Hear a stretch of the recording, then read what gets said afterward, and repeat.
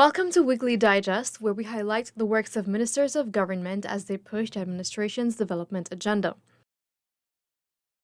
Minister of Public Works Bishop Juan Edgell has urged religious leaders and people of faith to promote unity, peace, and respect. Speaking at the launch of the World Interfaith Week on Monday at the Church of Jesus Christ of Latter-day Saints, he called for collective efforts to foster harmony. I think the call is for us to be part of the solution and not to be part of the problem. I know we can say it loudly, and I think it's something that we should celebrate. But one of the blessings of Guyana is that we live together side by side with great amounts of religious tolerance. 85 families in Mablissa and Long Creek no longer have to struggle to find water storage as they each received large water tanks from the government of Guyana. Residents in the Industrie Plaisance area are saying goodbye to drains that are silted and overgrown with weed, thanks to the presentation of a mini excavator by the Ministry of Agriculture. Minister Zulfikar Mustafa delivered the machine to the Industrie Plaisance Neighborhood Democratic Council. These East Coast areas, villages on the East Coast, are very prone to flooding.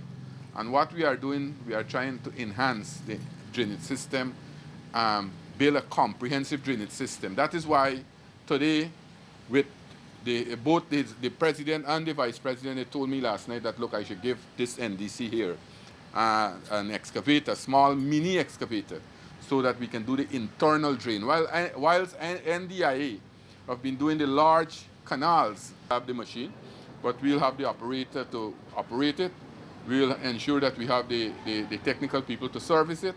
We'll also put in fuel into it, fuel it, but the NDC will play that role in directing where the machine go and supervise the machine.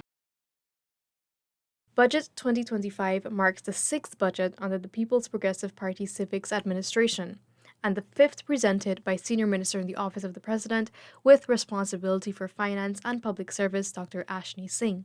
Having been successfully piloted by the minister after days of intense debates from both sides of the House, the 2025 national budget, totaling $1.382 trillion, was passed in the National Assembly on February 5th. During the second week of the budget debate, each minister presented their ministry's expenditure for scrutiny. Here are a few clips from their presentations. We have increased the connection to 850, and we've expanded the bandwidth from 1 to 5 megabytes per second. And now, at the end of 2024, we've increased the Wi-Fi connections to 1,091, and we've expanded the bandwidth from 5 megabytes per second to 300 plus megabytes per second. It means that in the hinterland communities, our citizens can have their gold scholarship and study from home. Our medical personnel can utilize this for telemedicine. So all in all, working as a whole of government, and you like to talk about the whole of government approach. Working as a whole of government approach, this has led to improving the lives and livelihood of the people of Guyana, especially the people in the hinterland. We're really investing in the infrastructure for the judiciary as we've never done before, and we're having modern magistrates courts, modern facilities. You now have the e-litigation where you can file electronically, even for the family court, I understand, and the land court. This is going to make things much easier, faster, more efficient, and accessible to the Guyanese. In the past, we were doing breast cancer diagnosis in a very crude way. We would say that this is cancerous, but we didn't have the ability to differentiate the different types of breast cancer. This current lab allows us to do those differentiations. And so now when somebody is diagnosed with breast cancer, we can actually tell them what type of breast cancer. And that also would inform the doctors on the treatment and what types of treatment? The training, that will be a vocational training center, not simply for the few juveniles we have there, but also for the persons on the coast, on the Essequibo coast. And that will be linked to the TVET education program.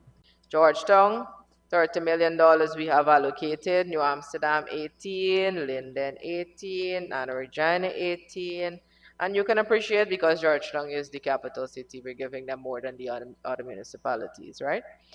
And not to mention though, that all of these NDCs, well, to mention rather, all of these NDCs and municipalities are also being assisted by the central ministry. So in addition to their subvention that they are controlling based on their work plan, we are also equipping them. This has brought us to the end of this edition of Weekly Digest. For these and other government-related stories, do log on to our website at dpi.gov.ui and our social media platforms as well.